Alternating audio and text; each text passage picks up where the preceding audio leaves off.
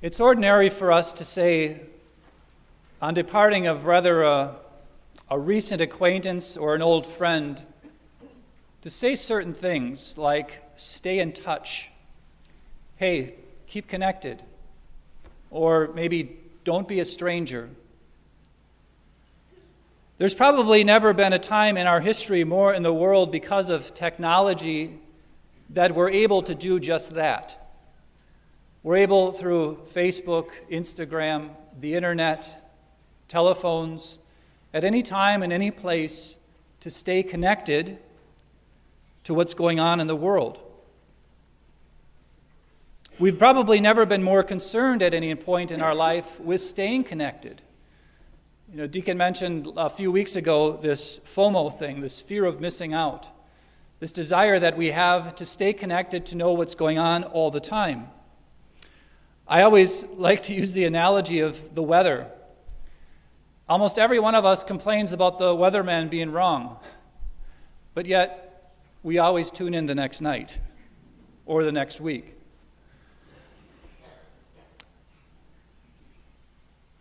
We also find critical the opposite, right? That if somebody is disconnected, if somebody is out of touch, if somebody is a stranger, we often consider those things undesirable. If somebody is out of touch, it seems like maybe they're unhinged. If they're disconnected, we say that they might be irrelevant for us. It's true that we're social creatures. We have within us, every one of us, a desire to communicate, a desire to stay connected, a desire to stay in touch. But like every desire, there's two opposites that can go the wrong way. Let me explain. The first one is our desire to eat. We can eat too little. If somebody has an eating disorder, of course, they may be eating too little. We can, of course, eat too much, and most of us in our country have probably experienced that around Thanksgiving or Christmas. So the desire to eat is a good desire. If we didn't have it, that would be a problem. Because if we didn't want to eat, well, we would die. If we didn't stay in touch with food, at least minimally, we would not be able to survive. The same desire could be said of thirst. You could drink too little water, which I suppose they say Americans don't drink enough water. You're supposed to have 8 ounces of glasses of water a day or something like that. But you can also drink too much water.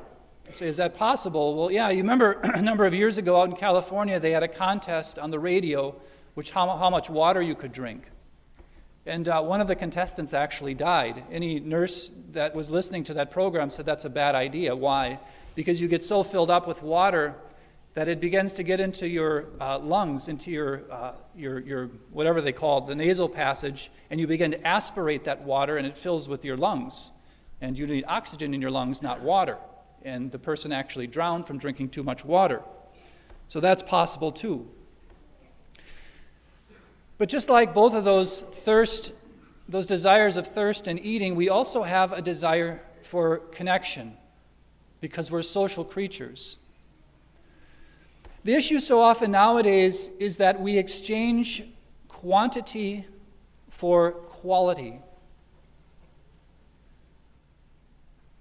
In some sense, we feel like if we have a multitude of relationships, that somehow our desire to stay connected, to stay in touch, to not be strangers will somehow be fulfilled. But we exchange that quantity oftentimes for the quality of the relationships that are supposed to be primary and right in front of us. Again, like every human desire, there is a tendency to overreach or a desire to underreach, where we don't want to communicate with anybody. So the question today, as we read this gospel, this staying as a branch as we are connected to Jesus, we have to ask ourselves, what are we connected, or are we connected to him? The desire for that connection, as I said, is natural. but are we connected to the right things? Remember that connection requires two things. I'm guilty of this, probably like many of you are. I tend to like to sit back and check my phone for communications that come to me, emails, Facebook, hey, you've been tagged in a post, etc. And rather than go out and respond to those and communicate and do my part, in a sense, to respond to those, I tend to sit back and just take them in. Why? Because it seems like I'm fulfilling a desire for that connection, but the problem is I'm not doing my part. We often relate this to the Mass. That we tend to think coming to Mass and sitting down and waiting for something to be effected in us, that somehow it's just going to happen. Rather than actually extending ourselves and going out and intentionally trying to stay connected with what's being said in the readings, with what's being said at the liturgy of the Eucharist and the Eucharistic prayer, and all the prayers that the priest says. I've often heard the complaint, well, I get bored at Mass. I'm having trouble paying attention.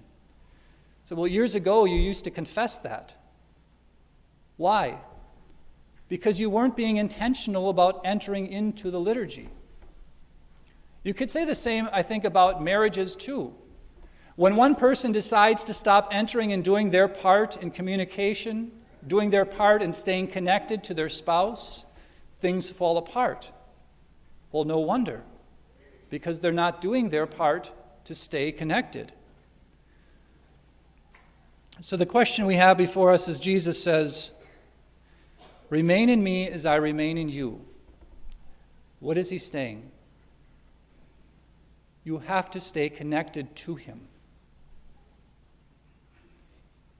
He is the source of life, of real life. The question is, are we connected to the right things in our life or to the right person? Are we connected to too many things that are not giving us life? Too many things that often promise us life, but as we stay connected to those things, we realize that our life begins to decrease. How do you know? The question that I often get is, Father, how do I know I'm growing in the spiritual life? How do I know that I'm not being absorbed by the things around me? Well, it's very clear that in one of Paul's letters, he lists the fruits of the Holy Spirit. These are the fruits: love, joy, peace, patience, kindness, generosity, faithfulness, gentleness, and self-control.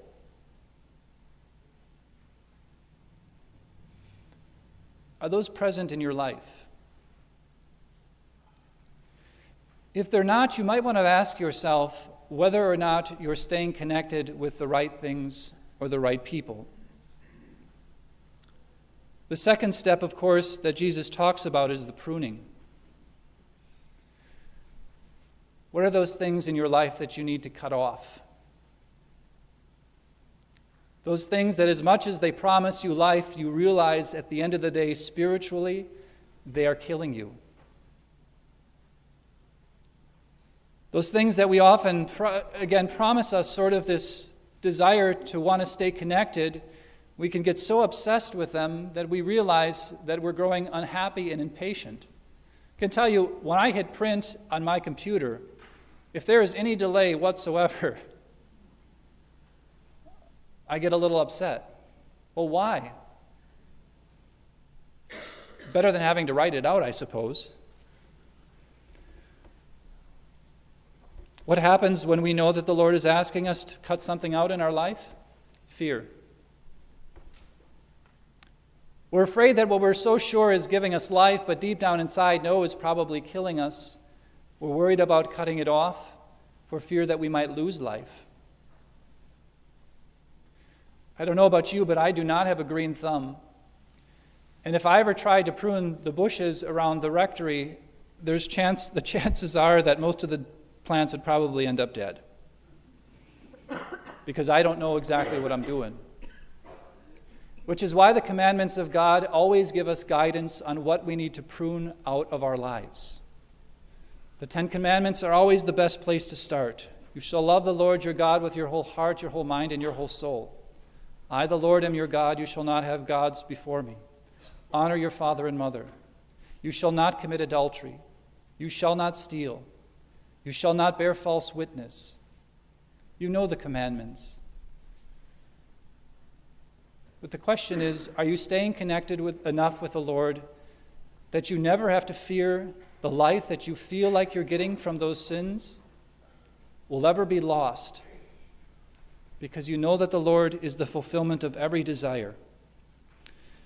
And lastly, staying connected with the Lord is important in the Eucharist, in the weekly celebration of the Mass.